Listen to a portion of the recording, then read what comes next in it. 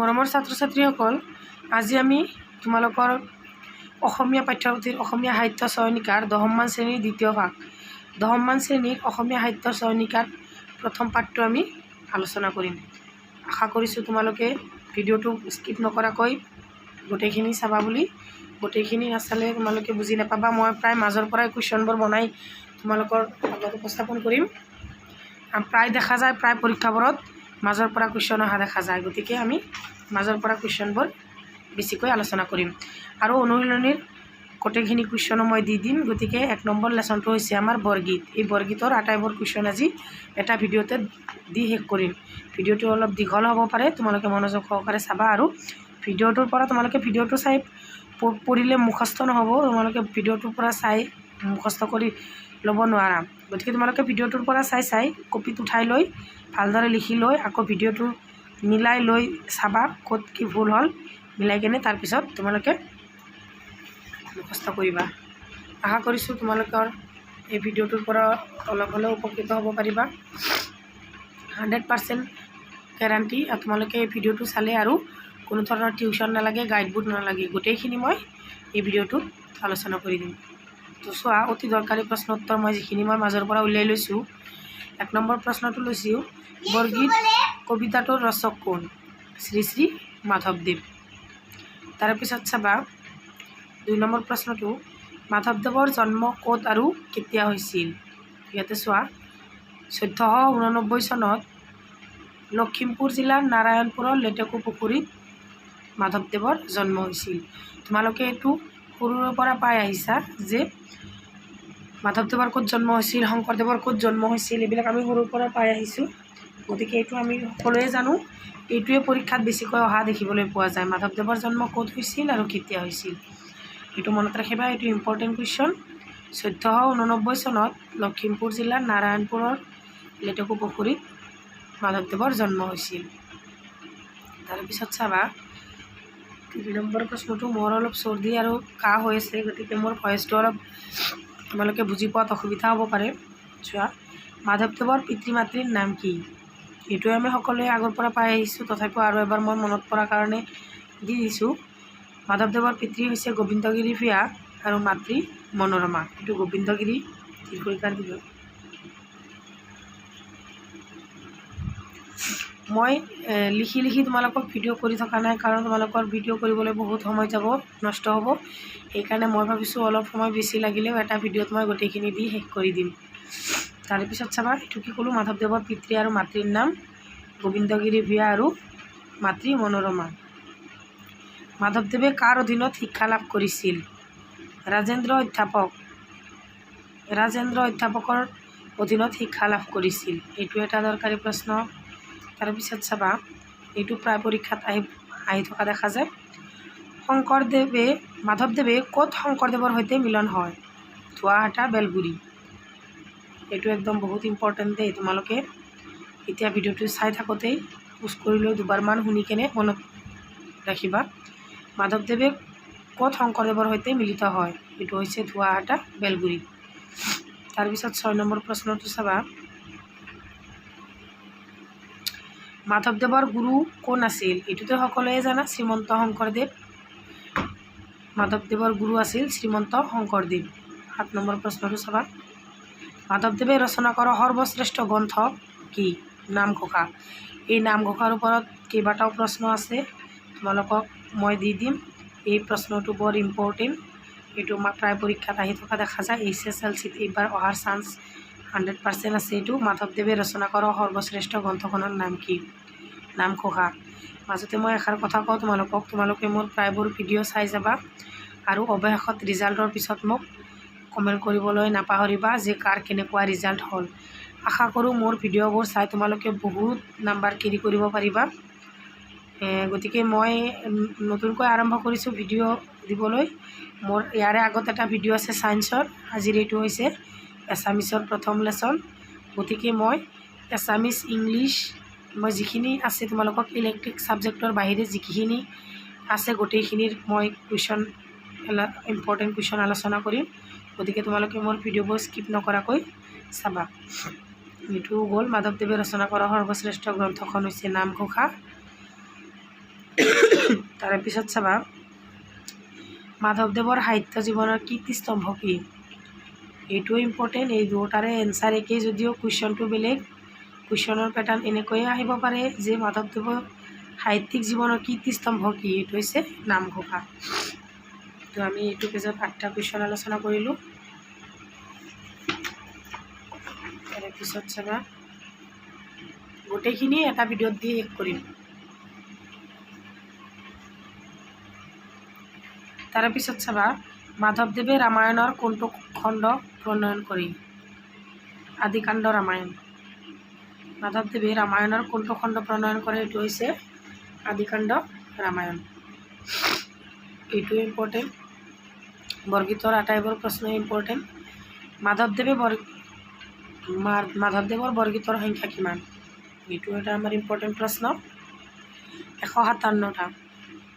তাৰপিছত চাবা মাধৱদেৱে বৰগীতৰ মূল ৰস কি? মাধৱদেৱৰ বৰগীতৰ মূল ৰস হৈছে দাস্যমূলক ভক্তিৰস। মাধৱদেৱৰ বৰগীতত কি ভাৱৰ প্ৰকাশ অধিক? তোমালোকে প্ৰশ্নটো অলপ গুৰুত্ব সহকাৰে চাবা। মাধৱদেৱৰ বৰগীতত কি ভাৱৰ প্ৰকাশ অধিক? বাৎসল্য, দাস্য আৰু সাম্য ভাৱৰ প্ৰকাশ ঘটিছিল।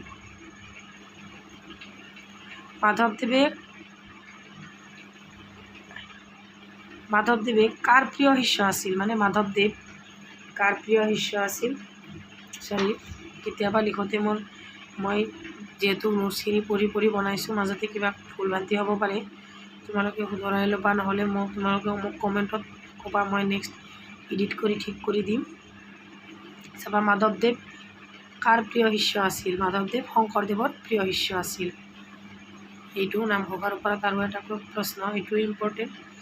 নামঘোষাৰ আন এটা নাম কি? চোৱা হেজাৰী ঘোষা। নামঘোষাৰ আন এটা নাম হৈছে হেজাৰী ঘোষা। বৰগীত কবিতাটো কি ৰাগত বন্ধা? এইটো চোৱা বসন্ত ৰাগত বন্ধা।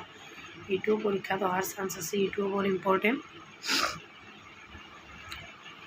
বৰগীতৰ কবিতাটো কি ৰাগত বন্ধা? এইটো হৈছে বসন্ত ৰাগত বন্ধা। 17 নম্বৰ প্ৰশ্নটো চাবা।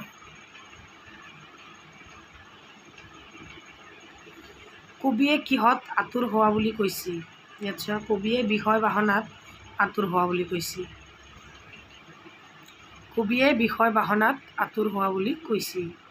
ভক্তৰ বাবে পৰম ধন কি? ভক্তৰ বাবে পৰম ধন হ'ল হৰিৰ চৰণ। ভক্তৰ বাবে পৰম ধন হ'ল হৰিৰ চৰণ। তাৰপিছত নেক্সট কুৱেশ্যনটো চাবা। মোহ পাহ মানে কি? এইটো এটা ইম্পৰ্টেণ্ট প্ৰশ্ন। মোহ পাহ মানে কি? সাংসাৰিক মায়াৰে আৱৰি থকাকে মোহ পাহ বুলি কোৱা হয়। কি ধুনীয়া আনচাৰ হয়নে? সাংসাৰিক মায়াৰে আৱৰি থকাকে মোহ পাহ বুলি কোৱা হয়। তাৰপিছত চাবা 20 নম্বৰ প্ৰশ্নটো।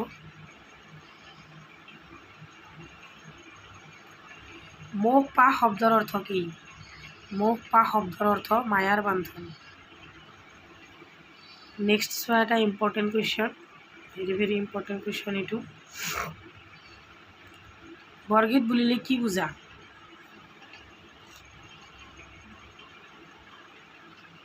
মহাপুৰুষ শংকৰদেৱ আৰু মাধৱদেৱ বিৰচিত নিৰ্দিষ্ট সংখ্যক গীতকে বৰগীত বুলি কোৱা হয়।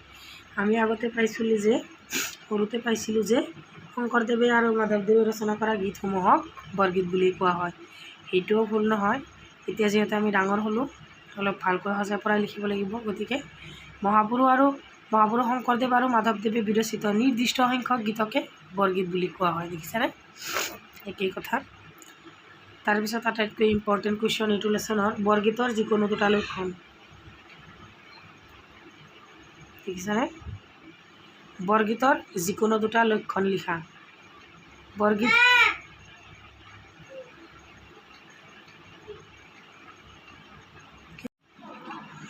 আটাইতকৈ ইম্পৰ্টেণ্ট প্ৰশ্ন এইটো হৈছে বৰগীতৰ যিকোনো দুটা লক্ষণ লিখা।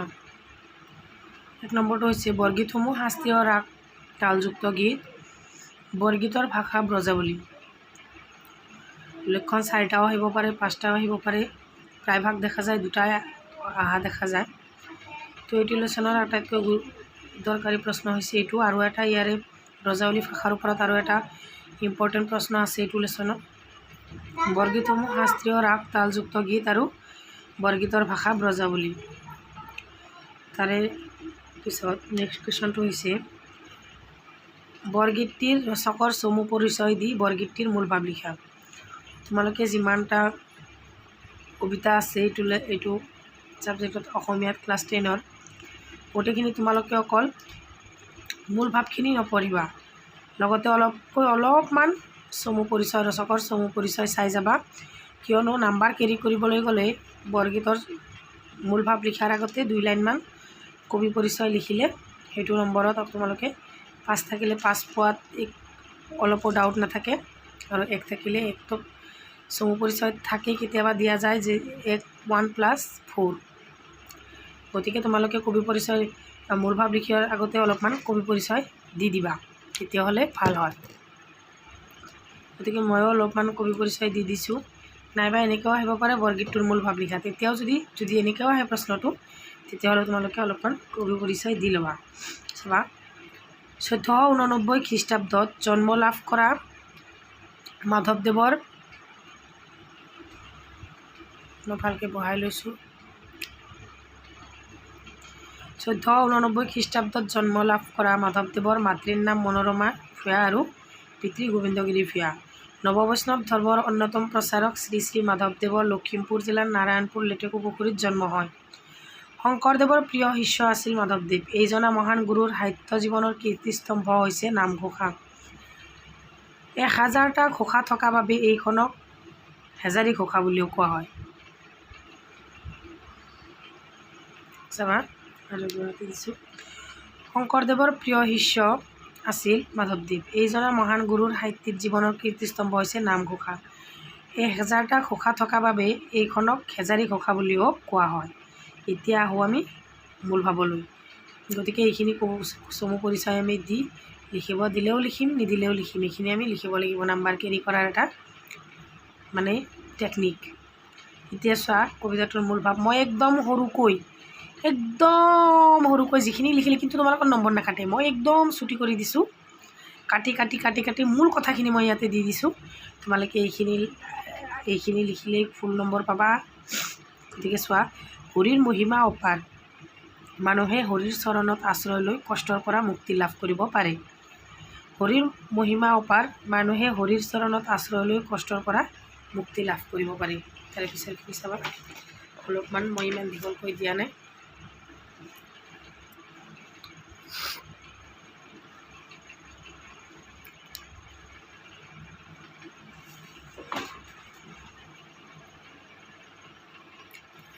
ভকতৰ বাবে হৰিৰ চৰণ যুগল হ'ল পৰম ধন, আৰু ভক্তৰ বাবে হৰি হ'ল জীৱনস্বৰূপ।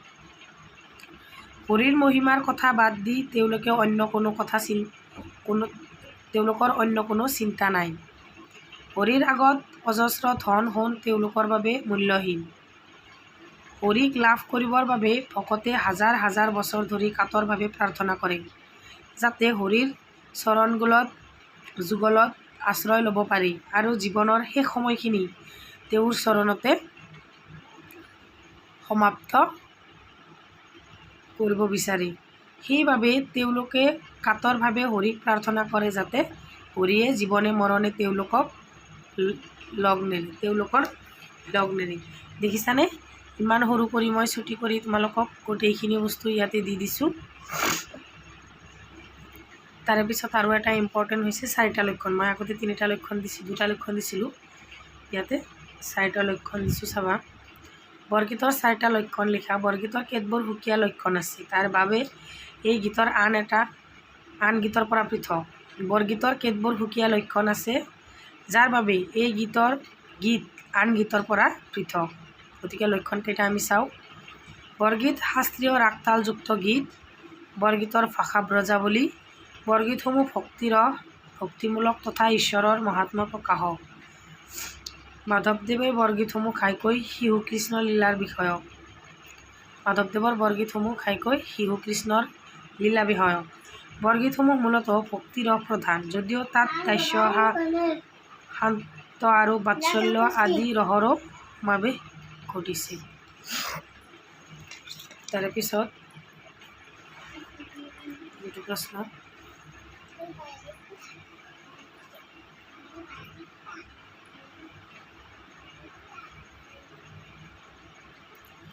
তাৰপিছত এইটো লেচনৰ আন এটা গুৰুত্বপূৰ্ণ আৰু দৰকাৰী প্ৰশ্নটো হৈছে ব্ৰজাৱলী ভাষাৰ বিষয়ে চমুকৈ লিখা। ব্ৰজাৱলী ভাষা এক প্ৰকাৰৰ কৃত্ৰিম সাহিত্যিক ভাষা। এই ভাষা কোনো ঠাইৰে কথিত ভাষা নহয়। শংকৰদেৱৰ সময়ত অসম, বংগ আৰু উৰিষ্যাত এই কৃত্ৰিম ভাষাৰ মাধ্যমত ভগৱান শ্ৰীকৃষ্ণৰ লীলা বিষয়ক গীত পদৰ সৃষ্টি হৈছিল। এই সাহিত্যিক ভাষাক ব্ৰজল আৰু অসমীয়াত ব্ৰজাৱলী ভাষা বোলা হয়। পশ্চিমা হিন্দীৰ অপভ্ৰংশৰ ব্ৰজ ভাষাৰ লগত ইয়াৰ কোনো সম্পৰ্ক নাই। ব্ৰজাৱলী ভাষাৰ মূল ভেটি হৈছে মৈথিলী। ব্ৰজাৱলী ভাষাটো স্বৰধ্বনিৰ অধিক প্ৰয়োগৰ বাবে শ্ৰুতিমধুৰ। এইখিনিয়ে একদম ছুটি কৰি দিছোঁ। এইটো তোমালোকৰ পৰীক্ষাত আহিব পাৰে। এতিয়া আহি আছোঁ আমি প্ৰশ্নাৱলী, তাৰমানে আমাৰ কিতাপত যিখিনি প্ৰশ্ন দিয়া আছে, ইমান সময় যিখিনি আলোচনা কৰিলোঁ সেইখিনি মাজৰ প্ৰশ্ন আলোচনা কৰিলোঁ। এতিয়া আহিছোঁ আমি কিতাপৰ মাজৰ প্ৰশ্নখিনি। কিতাপত যিখিনি প্ৰশ্ন দিয়া আছে সেইখিনি। ভাৱ বিষয়ক 1 নম্বৰ চমু উত্তৰ দিয়া। ক নম্বৰটো আছে নেৰিবা বান্ধৱ মোক জীৱনে মৰণে। কবিয়ে জীৱনে মৰণে নেৰিবৰ বাবে কাক অনুৰোধ কৰিছিল? চাবা, কবিয়ে জীৱনে মৰণে নেৰিবৰ বাবে হৰিক অৰ্থাৎ ভগৱানক অনুৰোধ কৰিছিল। তাৰে পিছৰ খ নম্বৰ প্ৰশ্নটো চাবা, সনক সনন্দ যোগী যাহাকো ধ্যায়। সনক সনন্দ আদি যোগীসকলে কাক ধ্যান কৰে বুলি কৈছে? সনক সনন্দ আদি যোগীসকলে ভগৱান শ্ৰীকৃষ্ণক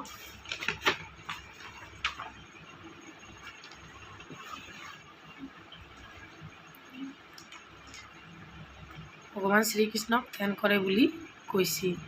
গ নম্বৰটো চাবা, কবি কিহত আতুৰ হোৱা বুলি কৈছে? এইটো আমি আগতো আলোচনা কৰিছোঁ। যি কি নহওক আৰু এবাৰ আমি কৈ গৈছোঁ, যিহেতু আমি অনুশীলনৰ প্ৰশ্ন দি আছোঁ। কবিয়ে সাংসাৰিক দুখত আতুৰ হোৱা বুলি কৈছে। বৰগীতটি কোনে ৰচনা কৰা? বৰগীতটি শ্ৰী শ্ৰী মাধৱদেৱে ৰচনা কৰা। বৰগীতটি কি ৰাগত বন্ধা আছে? বৰগীতটি বসন্ত ৰাগত বন্ধা আছে। কবিয়ে বান্ধৱ বুলি কাক সম্বোধন কৰিছে? চাবা, কবিয়ে বান্ধৱ বুলি হৰিক সম্বোধন কৰিছে। মোহ পাহ মানে কি? এইবিলাক আমি আগতে আলোচনা কৰিছোঁ। যি কি নহওক, মোহ পাহ মানে হৈছে মায়াৰ বান্ধন। বৰগীতৰ মূল ভাৱটো লিখা। ইয়াতে আমি মাজৰ কুৱেশ্যন আলোচনা কৰোঁতে মই দি দিছোঁ। ইয়াতে এইটো বৰগীতৰ মূল ভাৱ। পৰীক্ষাত আহিলে এইখিনি লিখিব লাগিব আমি। এতিয়া আৰু মই মাতি নিদিওঁ, এইখিনি একবাৰ মাতি দিছোঁ, তোমালোকে চাই ল'বা। তেতিয়া তাৰ পৰা লিখি ল'লে হৈ গ'ল।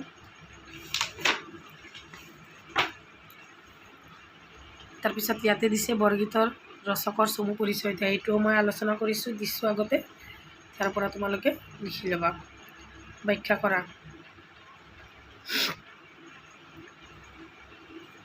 এই ব্যাখ্যাটো পৰীক্ষাত এটা আহিবই। তোমালোকে গোটেইখিনি প্ৰসংগ আৰু সংগতিখিনি একেই প্ৰায়, খালিকৈ মূল কথাখিনি তোমালোকে লিখিলেই হ'ল।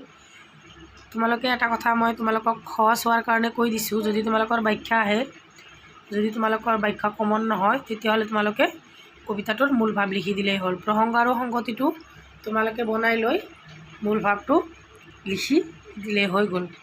মই এইটো তোমালোকক কৈছোঁ। 1 নম্বৰো কাটিব নোৱাৰে, মই সেনেকৈ কৰিছিলোঁ।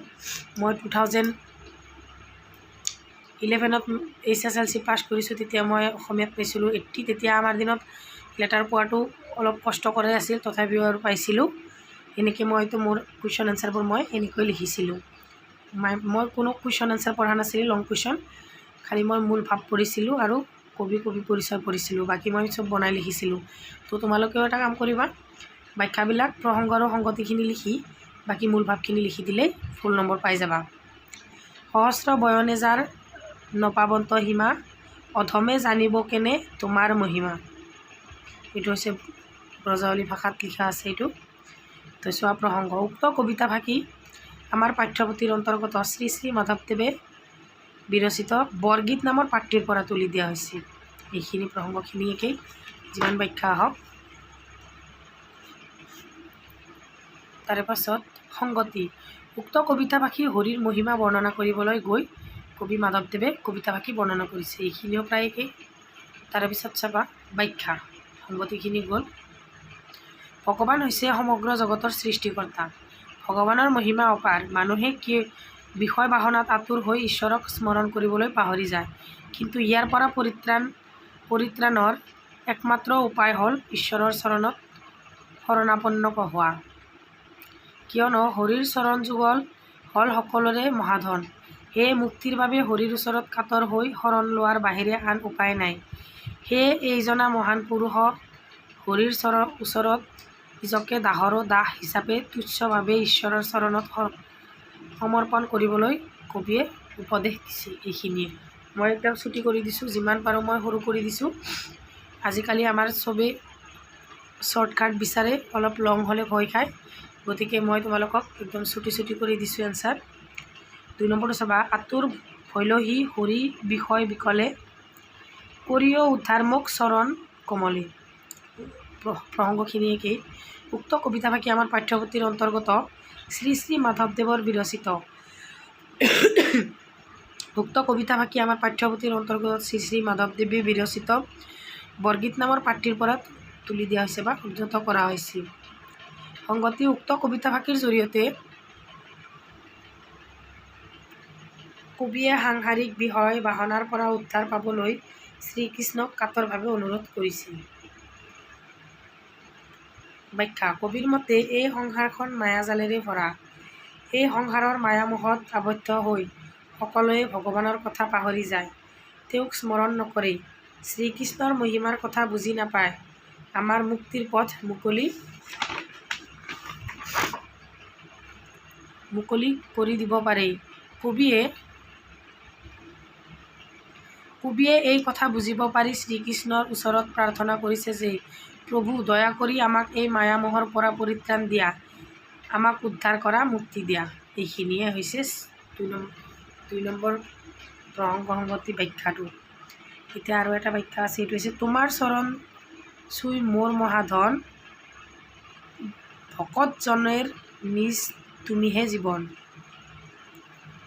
প্ৰসংগ।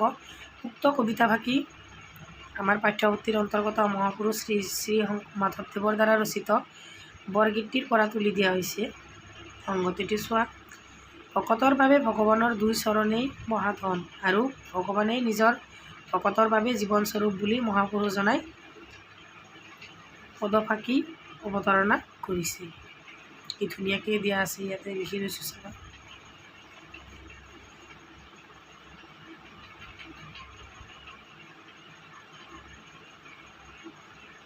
ব্যাখ্যা। ভগৱানৰ একান্ত ভক্ত মহাপুৰুষ মাধৱদেৱে ভগৱানে ভকতৰ সৰ্বস্ব বুলি গ্ৰহণ কৰিছে। মহাপুৰুষজনাই উপলব্ধ কৰিছে যে সংসাৰৰ মায়ামোহৰ বন্ধনৰ পৰা মুক্তি পাবলৈ সাংসাৰিক দুখ যন্ত্ৰণাৰ পৰা উদ্ধাৰ পাবলৈ হ'লে ভগৱানৰ কৃপা লাভ কৰিব লাগিব।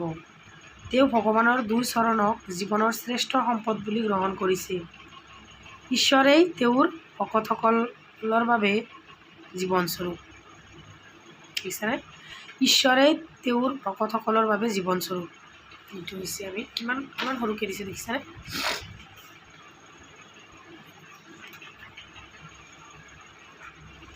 তাৰপিছত 5 নম্বৰটো। সনক সনন্দ যোগী যাহাকো ধিয়াই,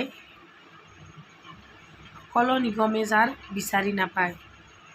সেইটো তাৎপৰ্য বিচাৰ কৰিব দিছে। এইটো মই একদম ছুটি কৰি দিম, তোমালোকে অলপো চিন্তা কৰিব নালাগে। চোৱা। আগম আৰু নিগম আদি শাস্ত্ৰত ভগৱানৰ বিভিন্ন মহিমাৰ বিষয়ে বৰ্ণনা কৰা হৈছে। কিন্তু এই শাস্ত্ৰত দাঙি ধৰা বৰ্ণনাসমূহ অধ্যয়ন কৰিয়েই ভগৱানৰ প্ৰকৃত স্বৰূপ উপলব্ধি কৰাটো সম্ভৱ নহয়। ভগৱানৰ প্ৰকৃত স্বৰূপ উপলব্ধি কৰিবলৈ হ'লে একান্ত মনে ভগৱানক ভক্তি কৰাৰ প্ৰয়োজন।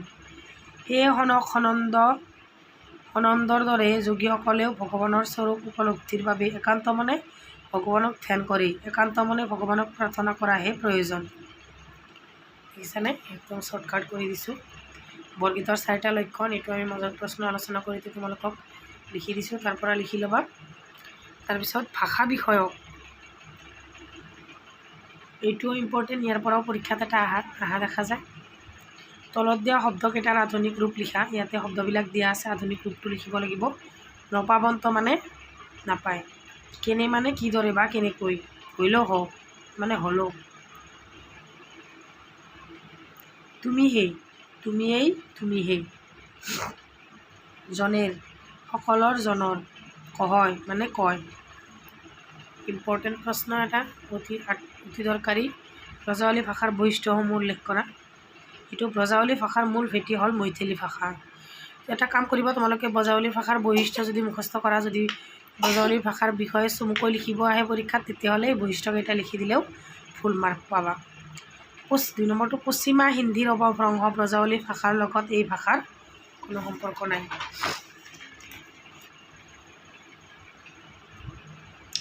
ব্ৰজাৱলী হ'ল এক মধ্যযুগীয় বৈষ্ণৱ কবিসকলে ব্যৱহাৰ কৰা এক কৃত্ৰিম সাহিত্যিক ভাষা। ব্ৰজাৱলী ভাষাটো শক্তিশালী হোৱাৰ উপৰিও প্ৰচুৰ স্বৰধ্বনি প্ৰয়োগ হোৱা বাবে ই অতি শ্ৰুতিমধুৰ হৈ পৰিছে।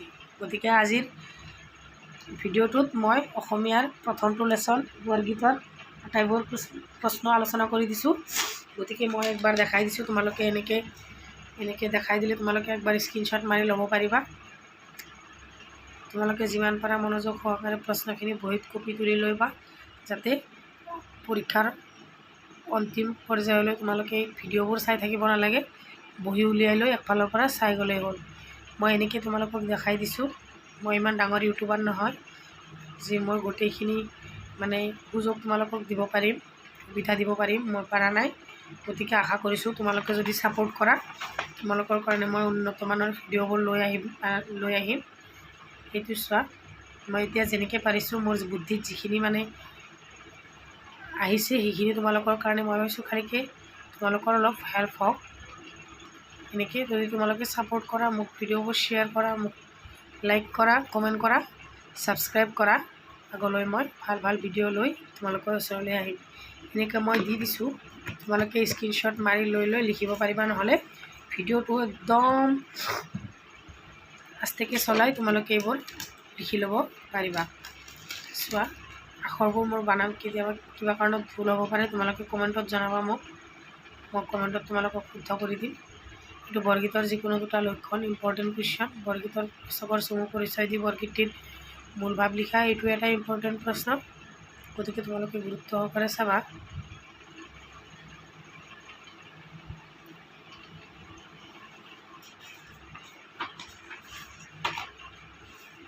মই প্ৰথমতে এতিয়া ক্লাছ 10ৰ বাবে গোটেইখিনি বস্তু যুগুত কৰি আছোঁ। মই বহুত কষ্ট কৰি আছোঁ তোমালোকৰ কাৰণে, তোমালোকে যাতে মোৰ কষ্টৰ দাম দিয়া, মানে মই কষ্ট যে কৰি আছোঁ, তোমালোকে এইখিনি পঢ়ি যাতে এটা ভাল ৰিজাল্ট কৰিব পাৰা, সেইখিনি মোৰ কষ্টটো কামত আহিব। ইনশাআল্লাহ যিখিনি কুৱেশ্যন দিছোঁ তোমালোকৰ 100% কমন হ'ব, 100% মই গেৰাণ্টি দি ক'ব পাৰোঁ, তোমালোকৰ 100% কমন হ'ব। আৰু এইখিনি মই যেনেকৈ লিখিছোঁ এনেকৈ লিখিলে তোমালোকক 1 নম্বৰো কাটিব নোৱাৰে। এইটো চোৱা, এনেকৈ দি দিছোঁ, তোমালোকে স্ক্ৰীনশ্বট মাৰি ল'বা।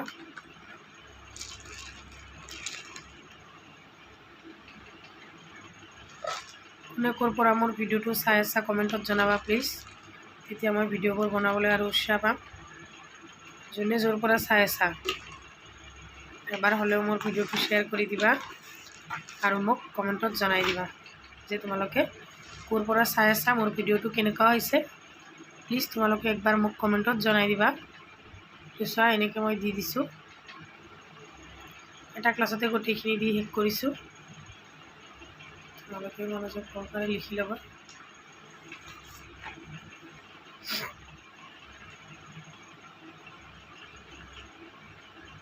মোৰ কেমেৰাৰ কোৱালিটিটো ইমান ভাল নহয়, তথাপিও মই বুজি পোৱাকৈ তোমালোকৰ কাৰণে ভিডিঅ'টো লৈ আহিছোঁ। চোৱা, এনেকৈ দি দিছোঁ, এনেকৈ দিলে তোমালোকে স্ক্ৰীনশ্বট মাৰাত সহজ হ'ব।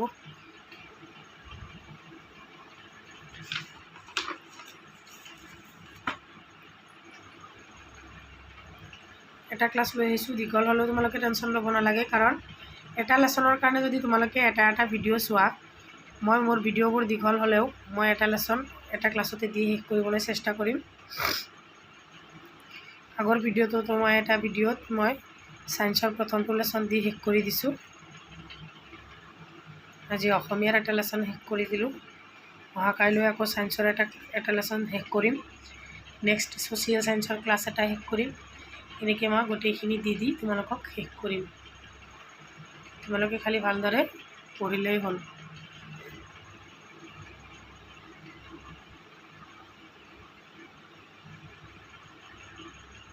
ভিডিঅ'টো বহুত দীঘল হৈ গ'ল, যি কি নহওক এইখিনিয়ে লাষ্ট। গতিকে যিমান পাৰা মোৰ ভিডিঅ'টো শ্বেয়াৰ কৰিবা। Thank U.